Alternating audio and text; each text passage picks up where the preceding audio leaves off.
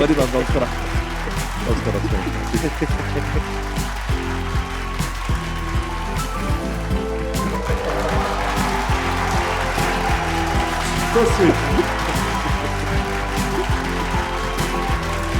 ತುಂಬ ಹೊಗಳ್ತಾ ಇದ್ರು ನಿಮಗೆ ನಿಮ್ಮ ಯಜಮಾನರು. ಆ ದಿನಗಳ ನೆನಪುಗಳು ಹೇಳಿ. ಒಂಥರ ಸಖತ್ತಾಗಿ ಜಗಳ ಆಗೋ ತರ ಮಾತಾಡೆ, ಚೆನ್ನಾಗಿರುತ್ತೆ. ಹೌದಾ?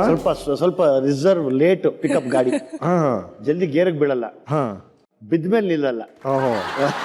Right right. ಫಸ್ಟ್ ಯಾವಾಗ ಮೀಟ್ ಮಾಡಿದ್ರಿ? ಹೇಳಿದ್ರು ಅದ ನಿಮ್ಮ ಹಳ್ಳಿಗೆ ಬಂದಿದ್ರಂತ ಅವರು ನೋಡಕ್ ಬಂದಿದ್ರು. ನೋಡಿ ನನಗೂ ಇಷ್ಟ ಆಯ್ತು, ಅವ್ರಿಗೂ ಇಷ್ಟ ಆಯ್ತು, ಇಬ್ರು ಒಪ್ಕೊಂಡು ಮದ್ವೆನೂ ಆಯ್ತು. ಮದ್ವೆ ಆಗಿ ಮಕ್ಕಳಾಗಿ ಇಲ್ಲಿವರೆಗೂ ಬಂದಿದ್ದೀವಿ. ಫಸ್ಟ್ ಶಾರ್ಟೇ ಅವ್ರ ಮನೆಗೆ ಹೋದೆ ಸರ್. ಹಬ್ಬಂತ ಬಾಗಿಲು ಓಪನ್ ಆಯ್ತು. ಏನಿಗೆ ಬಾಗಿಲು ಓಪನ್ ಆಯ್ತಾನ ಅಂತ ನೋಡಿದ್ರೆ ಒಂದಷ್ಟು ಹೊಗೆ ಬಂತು ಸರ್. ಸರ್ ನಾಗವಳ್ಳಿ ಪಿಕ್ಚರ್ ತರ ಇದೆ ಸರ್ ಇದು. ನಾಗವಳ್ಳಿ ನಾಗರತ್ನ ಅಲ್ವಾ ಇವಳು? ಹೊಗೆ ಸಿಕ್ಕಾಬಟ್ಟೆ ಹೊಗೆ, ಹಿಂಗೆಲ್ಲ ಹೊಡ್ಕೊಂಡು ಕೂತ್ಕೊಂಡೆ. ನೋಡಿದ್ರೆ ಒಂದೆಲ್ಲೋ ಕಲರ್ ಒಂದು ಸ್ಯಾರಿ ಉಟ್ಕೊಂಡು ಒಂದು ಸ್ಮೋಕ್ ಶಾಟ್ ಅಲ್ಲಿ ಬರೋ ತರ ಬಂದ್ಲಿಂಗೆ. ಅವಾಗ ನೋಡಿದೆ, ತಲೆನೇ ಎತ್ತಿಲ್ಲ. ನೋಡಿ ಖುಷಿ ಆಯ್ತು. ಆಮೇಲೆ ಬಂದೆ. ಆಮೇಲೆಲ್ಲ ಹಂಗಾಗಿ ಮದ್ವೆನೂ ಆಗೋಯ್ತು. ಇಲ್ಲ, ಬಹಳ ಕಷ್ಟದ ದಿನಗಳಲ್ಲಿ ಮದುವೆ ಆಗ್ತೀರಿ. ಈಗ ಅಫ್ಕೋರ್ಸ್ ಅವ್ರು ದುನಿಯಾ ವಿಜಯ್ ಹೀರೋ ಆಕ್ಟ್ ಮಾಡ್ತಾರೆ. ಬಟ್ ಆ ದಿನಗಳು ಅವ್ರ ಕೆಲಸನೇ ಹೀರೋ ಆಗಿರ್ಲಿಲ್ಲ ಅನ್ಸುತ್ತೆ ಅವಾಗ, ಅಲ್ವಾ? ಇಲ್ಲ, ಇಬ್ರು ಹೆಣ್ಮಕ್ಳು ಹುಟ್ಟಿದ ಮೇಲೆ ಅವ್ರು ಹೀರೋ ಆಗಿದ್ದು. ಅದಕ್ಕೂ ಮುಂಚೆ ಸಣ್ಣ ಪುಟ್ಟ ರೋಲ್ ಮಾಡ್ತಿದ್ರು. ಸೊ ಅದಂತೂ ನನಗೂ ಇಷ್ಟ ಇರಲಿಲ್ಲ. ಬೇಡ ಅಂದ್ರೂ ಬಿಡ್ಲಿಲ್ಲ, ಛಲದಿಂದ ಮಾಡಿದ್ರು. ಈ ಮಟ್ಟಕ್ಕೆ ಬೆಳೀತಾರೆ ಅಂತ ನಾವು ಯಾರು ಅನ್ಕೊಂಡಿರ್ಲಿಲ್ಲ. ನನಗಂತೂ ನೋಡಿದ್ರೆ ನೆನ್ಸ್ಕೊಂಡ್ರೆ ಅಷ್ಟು ಖುಷಿ ಆಗುತ್ತೆ. ಇನ್ನಷ್ಟು ಖುಷಿ ಪಡೋ ವ್ಯಕ್ತಿ ಯಾರೂ ಇಲ್ಲ.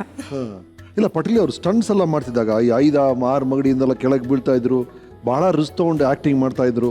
ಅಂತ ಸೀನ್ಸ್ ನೋಡೋಣ Patel as a wife. Sir, ನಾನು ಹತ್ತಿದ್ದೀನಿ, ಎಷ್ಟೊಂದು ಏಟ್ ಮಾಡ್ಕೊಂಬಂದಾಗ ಪ್ರತಿ ಸರಿನೂ ಹತ್ತಿದ್ದೀನಿ. ಕೈ ಕಾಲು ಎಲ್ಲ ಮುರ್ಕೊಂಡು ಎಷ್ಟೋ ಸರಿ ಊಟ ಮಾಡೋಕ್ಕಾಗ್ತಿರ್ಲಿಲ್ಲ, ಎದ್ದೋಳಕ್ಕಾಗ್ತಿರ್ಲಿಲ್ಲ. ಸೊ ಅದೆಲ್ಲ ನೋಡಿ ನಾನು ತುಂಬ ಸಂಕಟ ಆಗುತ್ತೆ. ಈಗಲೂ ನೆನೆಸ್ಕೊಂಡ್ರೆ ನೋವಾಗುತ್ತೆ. ತುಂಬ ಕಷ್ಟಪಟ್ಟಿದ್ದಾರೆ ಸರ್. ಇಲ್ಲ, ನಿಜವಲ್ಲೂ ಕಷ್ಟಪಟ್ಟಿದ್ದಕ್ಕೂ ಸಾರ್ಥಕ ಆಗಿದೆ. ಸಾಕು ನಮಗೆ. ಅಬ್ಬಸ್ ಆ ಥರ ಸ್ಟಂಟ್ ಎಲ್ಲ ಮಾಡಿದಾಗ ವಿಜಯ್ ಆಮೇಲೆ ಇಲ್ಲಿ ಅಫ್ಕೋರ್ಸ್ ಈಗ ಸ್ವಲ್ಪ ಅಟ್ಲೀಸ್ಟ್ ಸೇಫ್ಟಿಯಾಗಿ ಮಾಡ್ತಾ ಇದ್ದಾರೆ. ನೀವೆಲ್ಲ ಮಾಡ್ತಿದ್ದಲ್ಲ ಆ ಟೈಮಲ್ಲಿ ಒಂದು 10 years ಬ್ಯಾಕ್. ದ ರಿಸ್ಕ್ ಈ ಸ್ಟಂಟ್ ಅವ್ರು ತೊಗೊಳ್ತಾ ಇದ್ದು ರಿಸ್ಕ್ ನೋಡಿದಾಗ ನನಗೆ ಭಯ ಆಗೋದ್ರಿ. ಸೆಟ್ಟಲ್ಲಿ ಗ್ಲಾಸ್ನ ತುಂಬ್ಕೊಂಡ್ ಬರೋರು ಆ ಹುಡುಗರು ಕೈ ಕಾಲೆಲ್ಲ ರಕ್ತ ಬರ್ತಾ ಇತ್ತು. ಈಗ ಬರಲ್ಲ, ಸ್ವಲ್ಪ ಈಗ ಕೇರ್ ತಗೊಳ್ತಾ ಇದ್ದಾರೆ. ಮುಂಚೆ ಥರ ಇಲ್ಲ, ಕೇರ್ಲೆಸ್ ಆಗಿಲ್ಲ ಈಗ. ಆ ಕಾಲದಲ್ಲಿ ಆ ಜೀವನನೇ ಪಯಣ ಇಟ್ಬಿಡೋರು ಸರ್ ಎಲ್ಲರೂ. ಸೊ ಆ ಸ್ಟಂಟ್ ಮಾಡಿ ನನಗೆ ಅನ್ಸೋದು ಈ ಮನೇಲಿರೋರು ಎಷ್ಟು ಭಯ ಆಗ್ತಿರ್ಬೋದು. ನಮಗೆ ಈಗ ಅನ್ಸುತ್ತಲ್ಲ, ಮನೇಲಿ ಹೆಣ್ಮಕ್ಳು ಕಾಯ್ತಾ ಇರ್ತಾರೆ, ಈ ಬೆಳಗ್ಗೆ ಹೋದ್ರೆ ವಾಪಸ್ ಬರ್ತಾರ ಅಂತ ಡೌಟ್ ಆಗೋ ತರ ಇರುತ್ತೆ. ಅಷ್ಟು ರಿಸ್ಕಿ ಥಿಂಗ್ಸ್ ಮಾಡ್ತಾರೆ ನೀವು. ಸರಿ ಸತ್ತೋಗ್ತೀವಿ ಅಂತ ಗೊತ್ತಿದ್ರು ಅಟೆಂಪ್ಟ್ ಮಾಡ್ಬಿಡಿ. ನಾನು ಹೆಸರು ಮಾಡಬೇಕು, ಮುಂದೆ ಬರುವ. ಎಷ್ಟೋ ಸರಿ ಬಂದು ಹೇಳ್ಕೊತಿದ್ದೆ, ಸತ್ತೋಗ್ಬಿಡ್ತಿದ್ದೆ ಕಣೆ, ಬದುಕ್ತಾ ಇರಲಿಲ್ಲ ಇವತ್ತು, ಹಂಗೆ ಬದ್ದಾಡ್ಬಿಡ್ತಿದ್ದೆ ಸರ್. ನಮಗೆ ಯಾವಾಗೂ ಒಂಥರ ಭಯ ಆಗ್ತಿತ್ತು. ಯಾರ್ದು ಸಪೋರ್ಟ್ ಇಲ್ಲದೆ ಮಾಡೋದು ಕಷ್ಟ ಅಲ್ವಾ? ಹೆಂಗೆ ನಾವು ಜೀವನ ಮಾಡೋದು, ಹೆಂಗೆ ಮಕ್ಕಳು ಸಾಕೋದು, ಹೆಂಗೆ ಏನು ಮಾಡೋದು ಅಂತ ಭಯ ಆಗ್ತಾಯಿತ್ತು. ನಿಜವಾಗ್ಲೂ ನಮ್ಮನ್ನು ದೇವ್ರು ಕೈ ಬಿಟ್ಟಿಲ್ಲ. ಓಕೆ ವಿಜಯ್, ಸ್ಟ್ರಗ್ಲಿಂಗ್ ಡೇಸಲ್ಲಿ ಮದುವೆ ಆಗ್ತೀರಿ, ನಿಮ್ಮ ಮಕ್ಕಳು ಹುಟ್ಟುತ್ತೆ. ಅಲ್ಲಿಂದ ಸಿನಿಮಾ ರಂಗದಲ್ಲಿ ನೀವು ಬೆಳೆಯೋದು ಅಥವಾ ಮಾರ್ಕ್ ಮಾಡೋದು ದುನಿಯಾ ಚಿತ್ರದ ಮೂಲಕ. ಹೌದು. ಆ ಚಿತ್ರಕ್ಕೆ ಅಥವಾ ಯೋಗರಾಜ್ ಭಟ್ಟು, ಸೂರಿ, ಈ ಗ್ಯಾಂಗ್ ಕಾಂಟ್ಯಾಕ್ಟ್ಗೆ ಕಾರಣ ಆದವ್ರು ಯಾರು? ನಮ್ಮ ರವಿ. ಯಾರು? ನಮಗೆ ಜಯಮ್ಮನ್ ಮಗ ಡೈರೆಕ್ಟ್ ಮಾಡಿದ್ರು. ಓಕೆ, ಹೌದು. ಅವ್ರು ಆ್ಯಕ್ಚುಲಿ ನನಗೆ, ನಾನು ಅವ್ರಿಗೆ ಜಿಮ್ ಟ್ರೈನ್ ಮಾಡಕ್ಕೆ ಹೋಗಿ ಅವರು ಹೀರೋ ಆಗೋ ಜಾಗದಲ್ಲಿ ಅವ್ರು ಹೀರೋ ಆಗಬೇಕು ನೀವು ಟ್ರೈನ್ ಮಾಡ್ತಾ ಇದ್ರಿ. ನಾನು ಹೀರೋ ಆದೆ. ಹಂಗಾಗಿ ಅದೊಂದು ನಂಗೆ ತುಂಬ ದೊಡ್ಡ ವ್ಯಕ್ತಿ ರವಿ. ನನ್ಗೆ ಅಷ್ಟೊಂದು ಹೆಲ್ಪ್ ಮಾಡಿರುವಂಥ ಅದ್ಭುತವಾದ ಮನುಷ್ಯ. ರವಿ ನಿಮ್ಮ ಬಗ್ಗೆ ಏನು ಹೇಳಿದ್ದಾರೆ ನಮ್ಮ ವೀಕೆಂಡ್ 10 ಅಲ್ಲಿ ನೋಡಿ. ಎಸ್ ಎಸ್ ಎಸ್,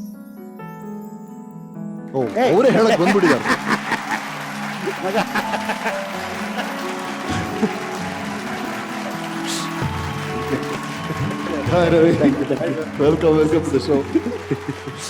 ಛಲ ಏನಾದ್ರು ಮನುಷ್ಯನ ರೂಪ ತಗೊಂಡ್ರೆ ಅದೀಗಿರುತ್ತೆ ಸರ್. ಓಕೆ, ವೆರಿ ಫ್ರೆಂಡ್ಲಿ, ಅಭಿಮಾನಿ ಥರ ಬಂದ. ಸುಮಾರು ಜನ ಬರ್ತಾರೆ, ಓಕೆ ಥ್ಯಾಂಕ್ಸ್ ಅಂತ ಹೇಳಿ ಹೊಟ್ಬಿಡ್ತೀವಿ. ಬಟ್ ಇವನ್ ಫ್ರೆಂಡ್ಲಿನೆಸ್ ನಂಗೆ ತುಂಬ ಇಷ್ಟ ಆಯಿತು. ಸೊ ಹಾಗಾಗಿ ಇವನ್ ಪರಿಚಯ ಆಗಿದ್ದು. ಅದೇ, ನೀವು ಹೀರೋ ಆಗಬೇಕು ಅಂತಿದ್ರಂತೆ, ಇವ್ರು ಟ್ರೈನ್ ಮಾಡಕ್ ಬಂದಿರಂತೆ, ಕೊನೆಗೆ ಅವ್ರು ಹೀರೋ ಆಗ್ಬಿಟ್ರಿ. ಬೀಟ್ ಮಾಡ್ಬಿಟ್ಟ ಸರ್. ಹೇಳಿ, ಆಮೇಲೆ ದುನಿಯಾ ಹೇಗಾಯ್ತು? ದುನಿಯಾ ಆಗಬೇಕಾದ್ರೆ ಫಸ್ಟ್ ಒಂದು ಓಂಕಾರ ಅಂದರೆ ರವಿ ಸಿಕ್ಕಿದ್ದು. ಅದಾದ ನಂತರ ಸೂರಿ ಪರಿಚಯ ಆಗಿದ್ದು, ಭಟ್ರ ಪರಿಚಯ ಆಗಿದ್ದು, ಆಮೇಲೆ ನಾವೆಲ್ಲ ಒಂದು ಗೂಡ್ ಮಾಡಿದ್ದು. ಹಾಗೆ ಕುತ್ಕೊಂಡು ಒಂದು ದಿವಸ ಸುಮ್ಮನೆ ಸಂಜೆ ಮಾತಾಡ್ತಾ ಯೋಗರಾಜ್ ಸರ್ ಹೇಳಿದ್ದು, ಸುಮ್ಮನೆ ಈಗ ಇವನ್ನ ಇಟ್ಕೊಂಡು ಸಿನಿಮಾ ಮಾಡ್ಬಿಡು ಅಂತ. ಸೂರ್ಯ ಆಯ್ತು ಅಂದಿದ್ದು, ಅಷ್ಟೇ ಅಂದಿದ್ದು. ಅಲ್ಲೊಂದು ಕಡ್ಡಿ ಹಿಂಗೆ ಹಂಚಿದ ಬೆಂಕಿ ದೊಡ್ಡ ಮಟ್ಟಕ್ಕೆ ಉರಿತು. ದುನಿಯಾ ಸ್ಟಾರ್ಟ್ ಮಾಡೋಕ್ಕೆ ರೆಡಿ ಮಾಡ್ಕೊಂಡ್ರು. ಓಕೆ, ಸರಿ ಸಿನಿಮಾ ಶುರು ಮಾಡಬೇಕು. ಶುರು ಮಾಡೋಕ್ಕಿಂತ ಮುಂಚೆ ಎಲ್ರಿಗೂ ಒಂದು ನಗು, ಇವನ ಹೀರೋ ಅಂತ. ಯಾರ ಮನೆಗೆ ಹೋದ್ರು ಅದೇ, ಇವನ ಹೀರೋ, ಇವನ್ ಇಟ್ಕೊಂಡು ಸಿನಿಮಾನ ಅಂತ. ಸೂರ್ಯ ನಿಮ್ಮನ್ನ ಜೊತೆ ಕರ್ಕೊಂಡು ಹೋಗಿ ಸತ್ಯ ಹೆಗಡೆಗೆ ಇಂಟ್ರೊಡ್ಯೂಸ್ ಮಾಡಿರೋದಲ್ಲ ಕೆಲವು ಸತ್ಯ ಹೆಗಡೆಗೆ ಹೇಳಲೇ ಇಲ್ಲ. ಹೋಟ್ಲ್ ಚಕ್ರ ಹತ್ರ ಇಬ್ರು ಮೀಟಿಂಗು. ಸತ್ಯ ಮೊದಲೇ ಮಾತಾಡೋದವಲ್ಲ, ಆಯ್ತು ಮಾಡ್ಬಿಡೋಣ. ಹೀರೋ ಯಾರು? ಸೂರ್ಯ. ಹೀರೋ ಹೇಳ್ತೀನಿ. ನಾನು ಸೂರ್ಯ ಪಕ್ಕದಲ್ಲೇ ನಿಂತಿದ್ದೀನಿ ಹಿಂಗೆ. ಅಪ್ಪ ಹೌದು, ನನಗೂ ಭಯ. ಅಕಸ್ಮಾತ್ ಇರೋಣ ಸತ್ಯ ಹೆಗಡೆ ಇವನ ಹೀರೋ, ನಾನು ಶೂಟೇ ಮಾಡಲ್ಲ ಅಂದ್ಬಿಟ್ರೆ ಏನ್ ಮಾಡೋದು? ನನ್ನಂತವ್ನು ಶೂಟ್ ಮಾಡಕ್ಕೆ ಇಂಥ ದೊಡ್ಡ ಕ್ಯಾಮ್ರಾಮನ್ ಬೇಡ ಅಂದ್ರೆ ಒಂದು ಭಯ. ಸುಮಾರು ದಿವಸ ಸತ್ಯ ಹೆಗಡೆ ಹೇಳಿರ್ಲಿಲ್ಲ ವಿಷಯ, ನೀವೇ ಹೀರೋ ಅಂತ. ಹೌದು, ಜೊತೆಗೆ ಹೋಗ್ತಾ ಇದ್ದೀರಾ? ಹೌದು, ಮೀಟಿಂಗ್ಸ್ ನಡೀತಾ ಇದೆ. ಸತ್ಯಂಗ್ ನಾನು ಹೇಳಿಲ್ಲ ನಾನೇ ಹೀರೋ ಅಂತ. ಲಾಸ್ಟಲ್ಲಿ ಗೊತ್ತಾಯ್ತು ಸತ್ಯನ್ಗೆ. ಅವಾಗ ರಿಕ್ವೆಸ್ಟ್ ಮಾಡ್ಕೊಂಬಿಟ್ಟೆ, ಸರ್ ಬೇಡ ಗಿಡ ಅನ್ಬಿಟ್ಟಿರ ಸರ್ ಪ್ಲೀಸ್ ಅಂತ. ಆ ಲೆವೆಲ್ಗೆ ನಡೀತದೆ. So nice. ಬನ್ನಿ ವಿಕಾಸ್, ಕೂತ್ಕೊಳ್ಳಿ ಪ್ಲೀಸ್. Thank you. ವಿಜಯ್ ಅವರೇ, ನಿಮ್ಗೆ ಗೊತ್ತಿರೋ ಹಾಗೆ ನಮ್ಮ ಕಾರ್ಯಕ್ರಮ ಇರೋದು ನಿಮ್ಮಿಂದ ಕೆಲವರಿಗೆ ಸ್ಫೂರ್ತಿ ಸಿಗಬೇಕು ಅಂತ. ಹಾಗಾಗಿ ಕೆಲವು ವಿಷಯಗಳು, ವಿವಾದಗಳ ಬಗ್ಗೆ ನಾನು ಮಾತಾಡೋದಿಲ್ಲ, ನನ್ನ ಶೋ ಅವಾಯ್ಡ್ ಮಾಡ್ತೀನಿ. No problem. ಬಟ್ ನೀವೇ ಏನಾದ್ರು ಹೇಳಬೇಕು ಅಂತ ಅನ್ಸಿದ್ರೆ, ಯಾವ್ದಾರ ಬಗ್ಗೆ ನೀವು ಕ್ಲಾರಿಫಿಕೇಶನ್ ಕೊಡಬೇಕು ಅನ್ಸಿದ್ರೆ ನೀವು ಮಾಡ್ಬೋದು, ನಿಮ್ಮ ಇಷ್ಟ. ಖಂಡಿತವಾಗ್ಲು ಎಲ್ರಿಗೂ ಗೊತ್ತದು. ನನಗೂ ನನ್ನ ಹೆಂಡತಿ ಗಲಾಟೆ ಆಗಿತ್ತು, ಡೈವರ್ಸ್ ಅಪ್ಲೈ ಮಾಡಿದ್ದೆ, ಕೋರ್ಟ್ಗೆ ಹೋಗಿದ್ವಿ, ಆಮೇಲೆ ತಿರ್ಗಾ ಒಂದಾದ್ವಿ. ಒಂದೇ ಒಂದು ಕಾರಣ, ನನ್ನ ಅವಳ ಮಧ್ಯೆ ಕೆಲವು ಅಂಡರ್ಸ್ಟ್ಯಾಂಡಿಂಗ್ಸ್ ಇರಲಿಲ್ಲ. ಸೊ ನಾವಿಬ್ರು ದೂರ ಆಗಿದ್ದಕ್ಕೆ ಅದು ವಿಷಯ ಗೊತ್ತಾಯಿತು. ಯಾರ್ಯಾರು ಈ ಪ್ರೀತಿಯಲ್ಲಿ ಎಷ್ಟು ಕಳ್ಕೊಂಡಿದ್ದೀವಿ, ಎಷ್ಟು ಬಿಟ್ಟಿದ್ದೀವಿ ಅಂತ.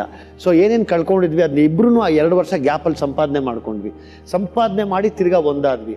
ನಾನು ನನ್ನ ಹೆಂಡತಿಗೆ ಏನೋ ಕೆಲವು ಕಲ್ಸೋದು ಬೇಕಾಗಿತ್ತು. ಆ ಕಲ್ಸೋದಕ್ಕೋಸ್ಕರನೇ 2 ವರ್ಷ ಗ್ಯಾಪ್ ಇಟ್ಟಿದ್ದೆ, ಕೋರ್ಟ್ ಅಂತಂದು ಮುಂದೆ ಇಟ್ಟಿದ್ದೆ. ಸೊ ಹಂಗಾಗಿ ಯಾರೇನು ತಪ್ಪು ತಿಳ್ಕೊಳ್ಳೋದು ಬೇಡ. ನಾನು ನನ್ನ ಹೆಂಡತಿ ಸಾಯೋವರೆಗೂ ಚೆನ್ನಾಗಿರ್ತೀವಿ. Wow, very good.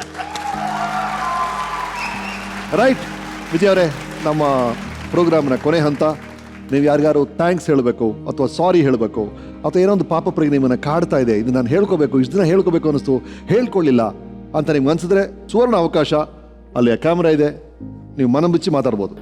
ಎಲ್ಲರಂಗೆ ನಾನು ಕೂಡ ಒಬ್ಬ ಮನುಷ್ಯ. ನನಗೂ ಕೂಡ ಅರಿವಿಲ್ಲದ ಸುಮಾರು ತಪ್ಪುಗಳನ್ನ ಮಾಡಿದ್ದೀನಿ ಕೂಡ. ಗೊತ್ತಿದ್ದು ಮಾಡಿರೋದು, ಗೊತ್ತಿಲ್ಲದೆ ಮಾಡಿರೋದು ಎಲ್ಲವನ್ನೂ ನಿಮ್ಮ ಹೊಟ್ಟೆಲ್ಲಿ ಹಾಕ್ಕೊಂಬಿಡಿ. ಎಲ್ಲವನ್ನೂ ನನ್ನ ಕಡೆಯಿಂದ ತಪ್ಪಾಗಿರೋ ದಯವಿಟ್ಟು ಕ್ಷಮಿಸ್ಬಿಡಿ. ಇದು ನಿಮ್ಮ ಕೈ ಮುಗ್ದಲ್ಲ, ನಿಮ್ಮ ಪಾದಕ್ಕೆ ನಮಸ್ಕಾರ ಮಾಡಿ ಕೇಳ್ಕೊತಾ ಇದ್ದೀನಿ ಅಂದ್ಕೊಳ್ಳಿ. ಯಾಕೆಂದರೆ ನಾನೇನು ಭಗವಾನ್ ಬುದ್ಧ ಅಂತೂ ಅಲ್ಲ, ನಾನೊಬ್ಬ ನರಮನುಷ್ಯ. ತುಂಬ ತಪ್ಪುಗಳು ಮಾಡಿದ್ದೀನಿ. ಬಹುಶಃ ಆ ಥರ ತಪ್ಪುಗಳನ್ನ ಮತ್ತೆ ಮಾಡಿದಾಗ ನೋಡ್ಕೋತೀನಿ ನನ್ನ ಜೀವನದಲ್ಲಿ. Very good. ಥ್ಯಾಂಕ್ಸು. ಕನ್ಫೆಷನ್ ಏನಾರಿದೆಯಾ? ಯಾರ್ಯಾರು ಹೇಳ್ಬೇಕಾ? ಫಸ್ಟ್ ನಿಮಗೆ ಥ್ಯಾಂಕ್ಸ್ ಟು ರಮೇಶ್ ಸರ್. ನಾನು ಯಾವ ಶೋಗೂ ಹೋಗೋನಲ್ಲ. ನಾನು ಫಸ್ಟ್ ಹೇಳಿದೆ, ಇನ್ಫ್ಯಾಕ್ಟ್ ನಾವಿಬ್ಬರು ಮೀಟ್ ಮಾಡಿದಾಗ, ರಮೇಶ್ ಸರ್ ನಾನು ನಿಮ್ಮ ಶೋಗೆ ಬರ್ತೀನಿ. ಒಂದೇ ಒಂದು ಕಾರಣ, ನನಗೆ ನಿಮ್ಮನ್ನ ಕಂಡ್ರೆ ತುಂಬ ಇಷ್ಟ. Thank you.